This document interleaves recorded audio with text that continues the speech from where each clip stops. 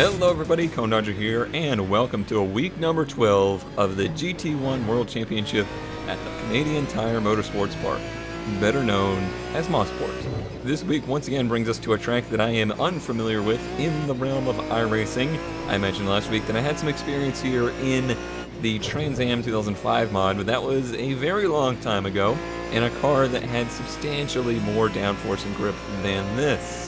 As we approach the final week of the GT1 season, the point standings and such are pretty much set at this point.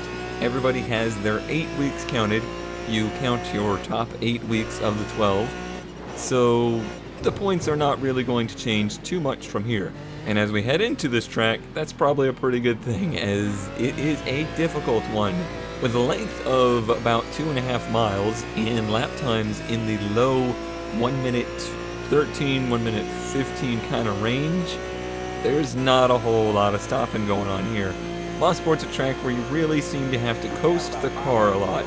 It's been a very interesting track to learn. I've been doing quite a bit of practice and still feel like I have a lot to learn. The past few weeks have been phenomenal for qualifying for us, well up into the top 10, sometimes even the top 5 in our division. This week, that is not the case. I am very deep in the qualifying order, really struggling to find ultimate speed out of the car. Yet I feel pretty good here. Hopefully the consistency and pretty good race pace will pay off for us and we'll be able to have a good result. Alright, this is it everybody, the last race of the season. Let's hit the track. Get ready. Get ready, we're still way back here. It's gonna be a weird start, because there's turns all leading up to the start-finish line, and then turn 1 is like a no passing zone. Green, green, green. Oh yeah, this is weird. Well, it's singled out for us. And we jumped on the brakes pretty quick, didn't we? Yep, you definitely need to single out here.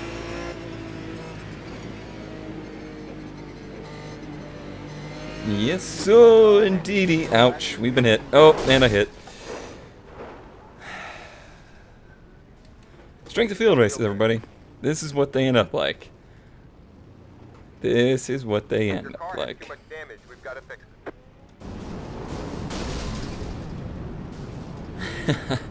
it. This is certainly the biggest pileup we've had all season. And let's see what happened. So I believe the wreck happens well in front of us. Yep, I'm on the brakes. The guy behind decides he doesn't want to. Oh, look, I'm car number 13. Shocking. Let us look in front of it. Let's see who is to blame. Well, there's a car sideways. That probably started the whole mess. So he just loses it. Just catches it sideways into one. And that blocks the whole track up. And it's just on from there. Very nice. Very nice. That did not go well at all. Look at that. That's got to be our thumbnail right there. Yikes. We really got hosed in this split. Big strength of field, I would say so. This is a significantly higher strength of field race than the last one, I would say. Oh, buddy. 21st of 27? Let's hope there's not another big turn 1 incident. And if there is, hopefully we survive it this time. Well, this is going to be a very interesting way to end the season here in GT1. If you look at my driver number, that kind of correlates to the rank versus the field. This is a field of 27 cars. I am number 26. So all but one person in this field has a higher I rating than me. Whew, it's gonna be tough. Hopefully we survive turn 1 and 2 and lap 1 in general this time around. Still a whole lot of cars ahead of us, so anything that happens ahead of us is gonna block up the track. It's gonna mean a pretty big wreck that we just have to avoid. Alright, before we start here, last race of the season, before we brake check each other and crash before the green, Thank you everybody for watching this season. It's been a great season. I hope you've enjoyed. Let's see what we can do in this final race.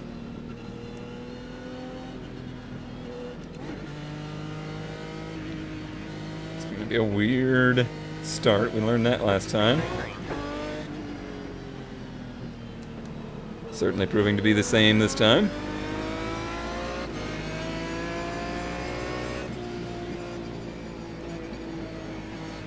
Very concerned about the crash that's inevitable to happen right about now.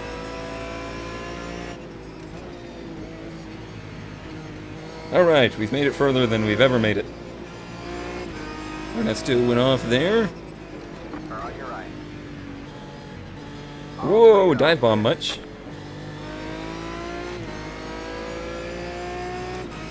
Okay. We should be in decent shape now. Although it does stack up right here pretty badly.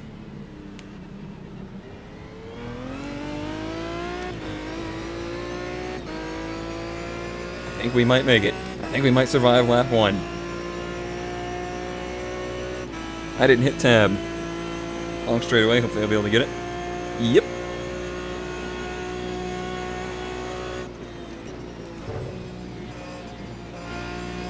Oh, easy guy. Easy now. Let's not do anything crazy. Especially when you're right in front of me. 1 minute 26.943. I considered doing a late night race for this final week of the season because, oh, okay, there's one off wide. Because it would give us a higher chance of finishing up front. But to me, that's just cheap. We've done this whole season, basically, running these higher strength of field Sunday races. Got a yellow flag here. Looks like a big cluster. Oh yeah, cars off to the left, cars off to the right. That was a cluster. High strength of field does not mean high level of talent. We've seen that multiple times this season. And just look at me, I'm here. I certainly don't have a high level of talent. But at least I have a little bit of courtesy.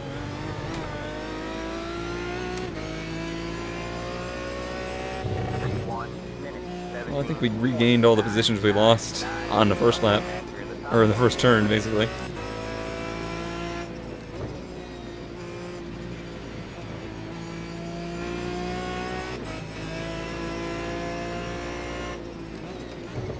This is probably one of the most difficult tracks we've been to as far as completing a pass. Not a whole lot of great passing opportunities. It's another one of those tracks where all the passing zones lead into a turn that's going to put you offline. And missing your apex is a huge deal, as witnessable by this Aston that has lost all his momentum.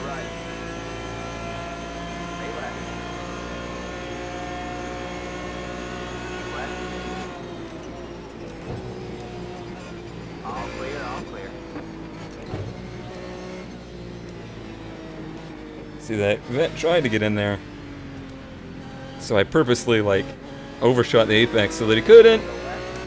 Okay. Man, this place is crazy. And this race has been crazy.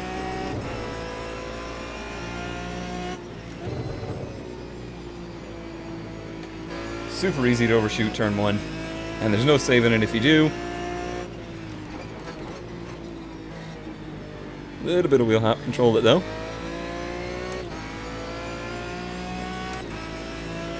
The vet behind me seems like possibly... Ooh, lost the nose there.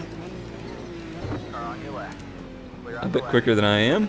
I believe he got pushed to the back by a spin or an incident.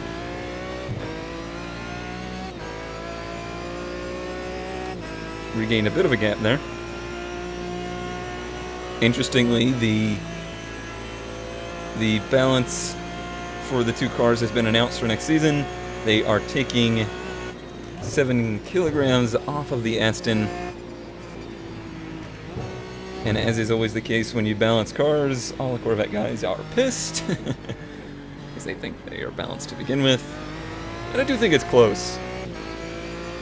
The actual winner of the championship overall, not just in the division, is probably going to look like it's going to be an Aston. That doesn't necessarily mean that they're perfectly balanced. That could just be a higher caliber driver.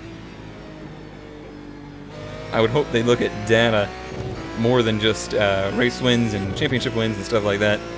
Like, is the vet having more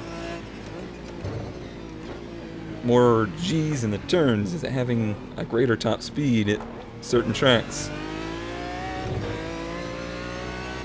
Is it getting more fastest laps? Things like that. You know, you got to look at the whole picture. You can't just look at who won the championship. And I don't think 7 kilograms is really going to shake it up too terribly much.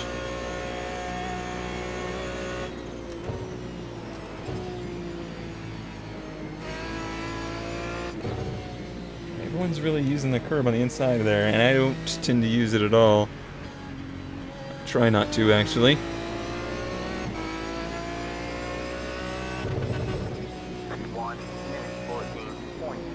It's interesting, usually when I'm this far in the back, I'm having to run lap times that are slower than my average. It's the case today that I'm running in the back, and these are kind of pretty decent lap times for me.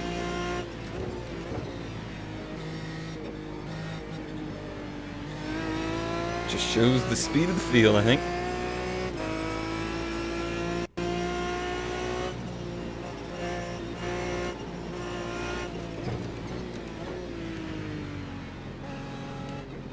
That turn's pretty interesting here in the Aston. In the race, I didn't really get any practice behind anybody. You really lose the nose with a draft.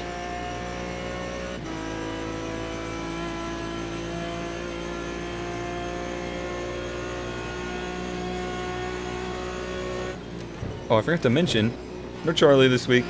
Unfortunately, he looks like he didn't get to run GT1 at all. Something must have come up. Maybe he did a few laps here and said, the hell with this place. Honestly, I don't think I blame him. First half hour or so I ran here, I was particularly worried.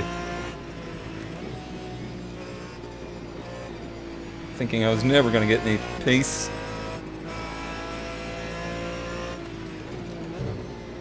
Then maybe an hour into practice, it kind of clicked a little bit. Felt like it really clicked, but the lap times disagreed. Oh, this guy is loose.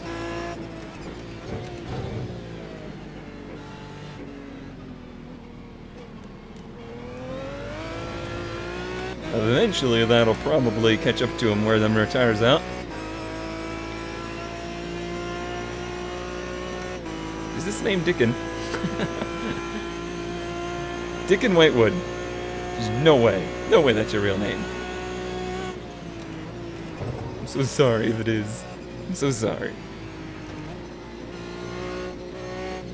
No, it's got to be a ploy to distract people like me.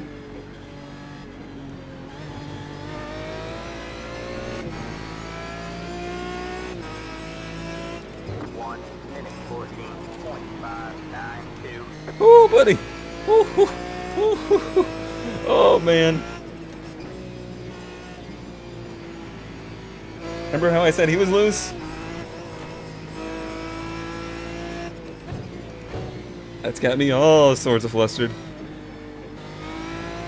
That was hanging it out there.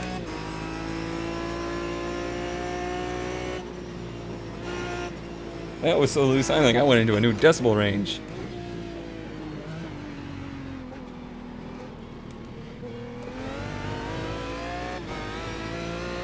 Guy behind me keeps shoving it down into the tight right-handers there. killing him on the exit, so I hope he keeps doing it. I really do. Keep it up.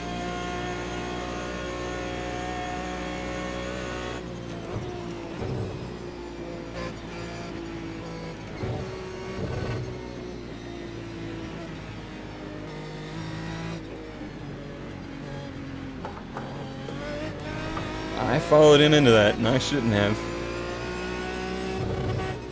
1 minute. Oh, he's doing it now. 036. Thought it looked like fun, I guess. It wasn't.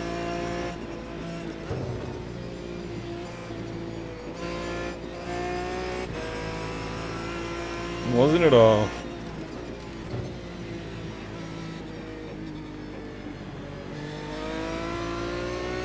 This is tough because we're really evenly paced.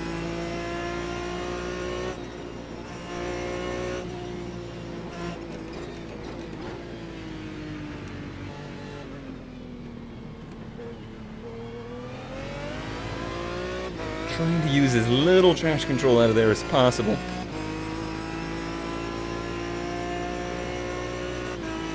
It just ruins your acceleration. We got a really good draft here.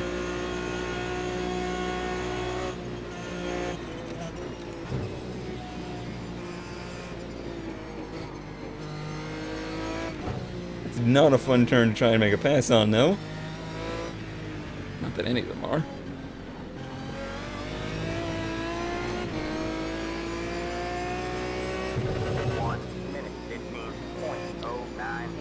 Okay, I seem to be following him down to the curbs.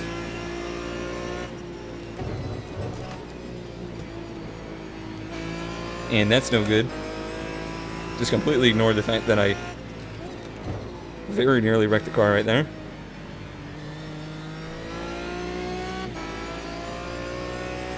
The good news is, behind us is now just a Corvette.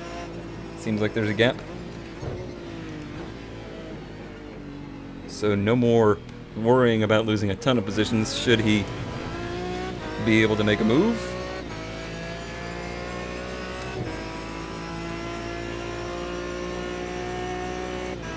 And again, we're still getting a really good run to the straightaway. I think that's going to be the key, is to keep that up.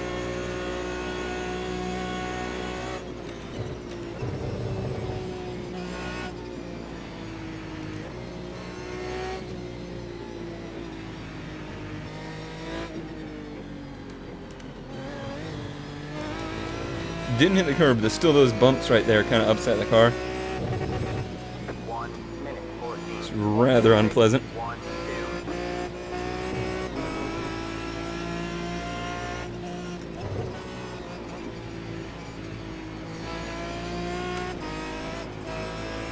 Alright, looks like the vet behind us is also starting to suffer some of the symptoms of the tires getting a little used up. Which is good news for us.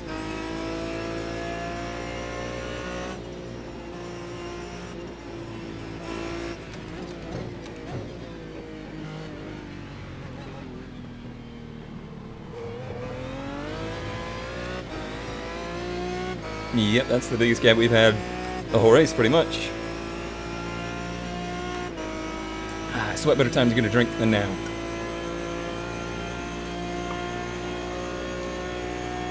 Much better.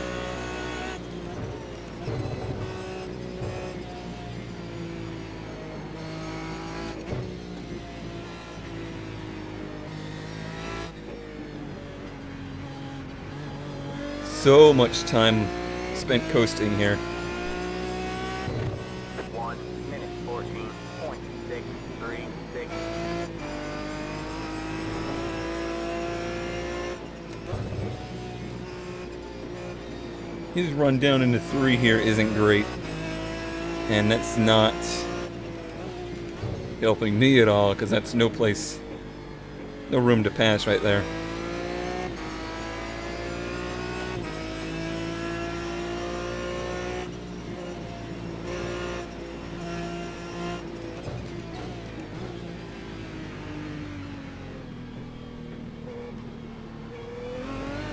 But honestly, it's been great running with him because we have such similar lines and similar pace. It's made this race a lot easier for me, actually. Being able to kind of follow in his tire tracks. Probably about driving him nuts, having me in his mirror the whole time.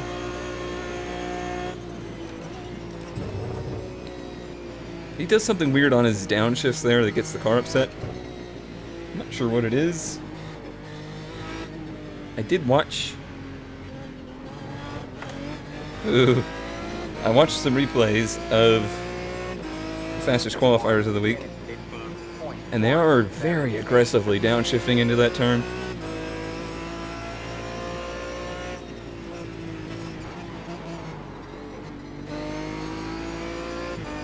Definitely feels like maybe we're losing the back end of the car a little bit.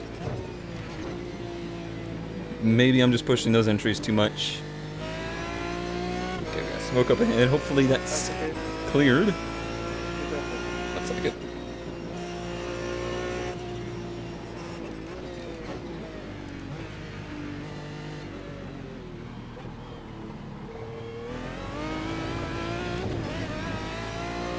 So yeah, this is kind of a problem. Now I've backed off of his draft, and the car behind me is going to have a better one. Let's try and clean that up for next lap.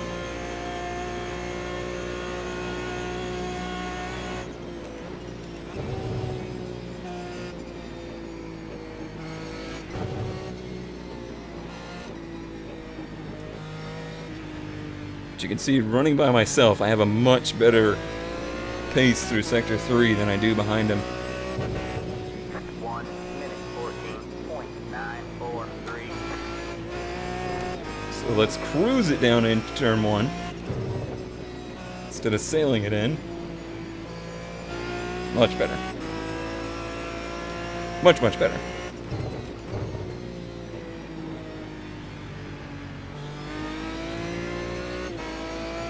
And that'll probably make the tires happy too.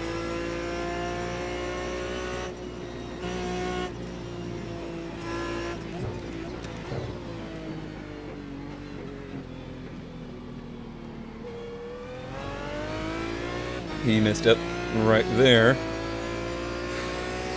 Decisions. Do we try to make the pass here? Oh, he only gave him the outside.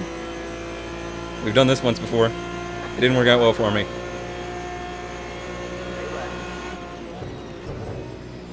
All clear, all clear.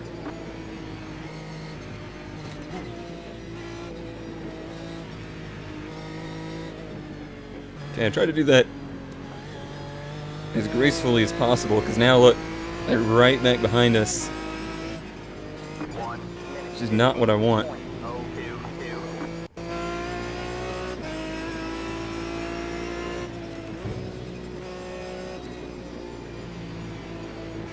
If we're gonna make a move on old Dickin here, I'd like it to be very late in the race, because I don't think I have the pace to go up there and chase down the 20.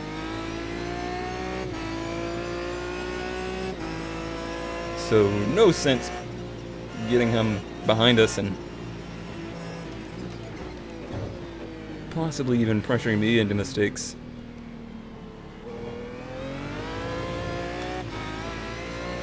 Where those guys have so much more speed here is just beyond me. An interesting thing to note is that this week I did my own setup because there was none available. Very few people seem to be running this week, even though we've had pretty big fields.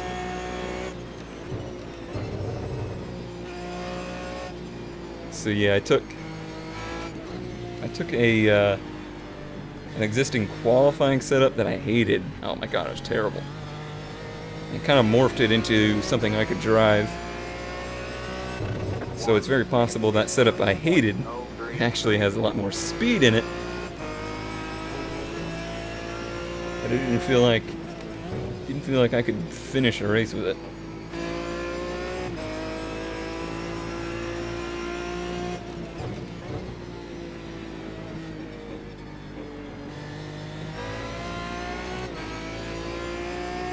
Still feels pretty good.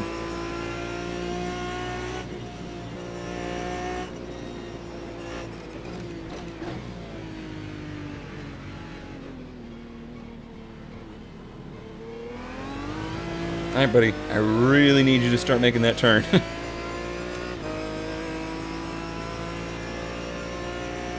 You're gonna screw us both over. More power to him, but keeps blocking.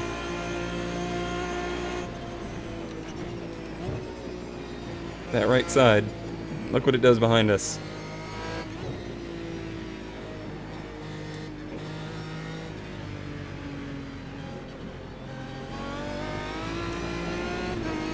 We're right back up on our bumper. Of course, now it's got him some company as well. A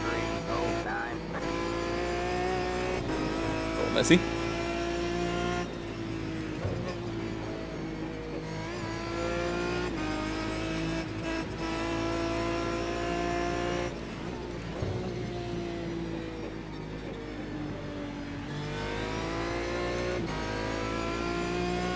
This is starting to get more tense. I feel like this whole group has really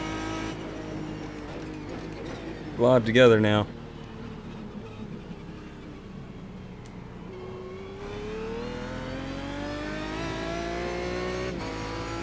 I neglected to go down to second gear, but it worked out okay.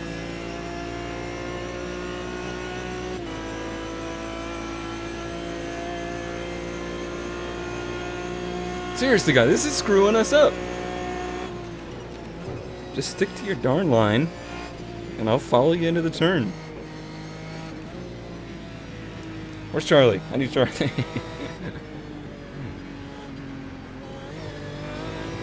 He knows how to pack race. 1 minute 15.339.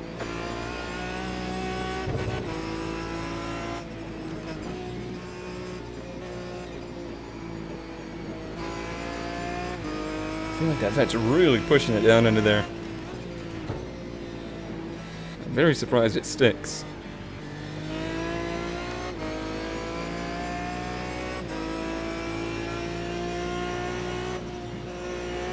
Still got a long ways to go here.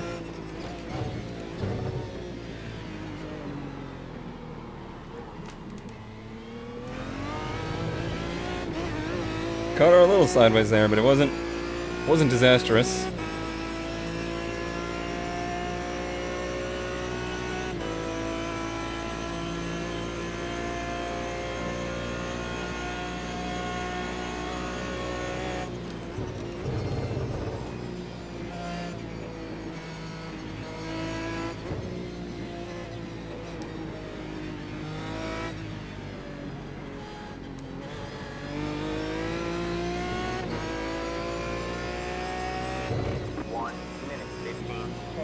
Fifteen O's.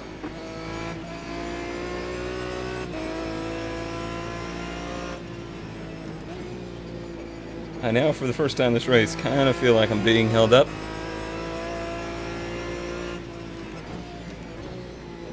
Just not getting a great opportunity to do anything about it. He's driving very cleanly, not making mistakes.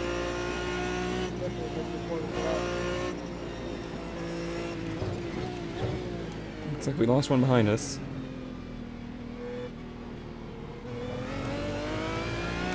If he does make mistakes, it's right there, which isn't really helping at all.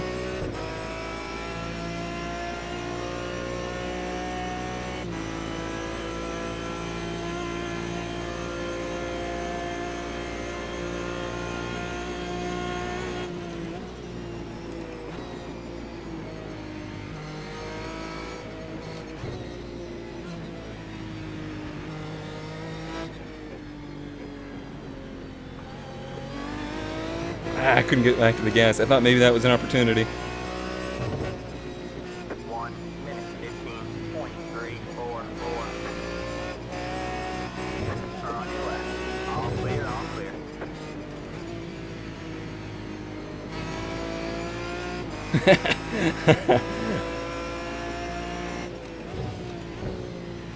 Talk about some aggressive driving.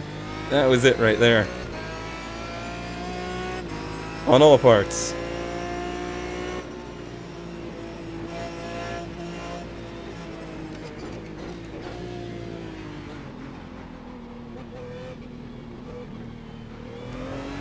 Observe my throttle inputs through there, and you'll see there was a lot of it. Trying to keep this thing from spinning. This is not easy. You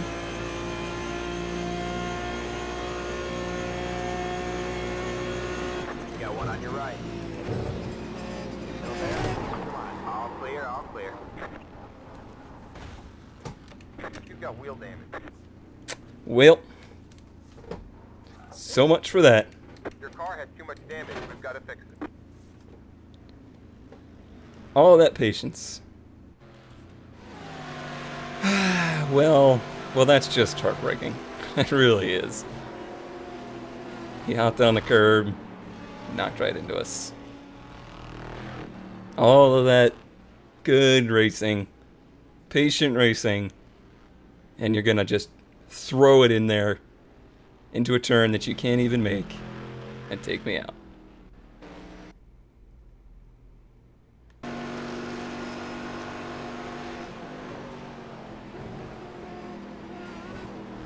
Jeez, that's not even close. Not even close.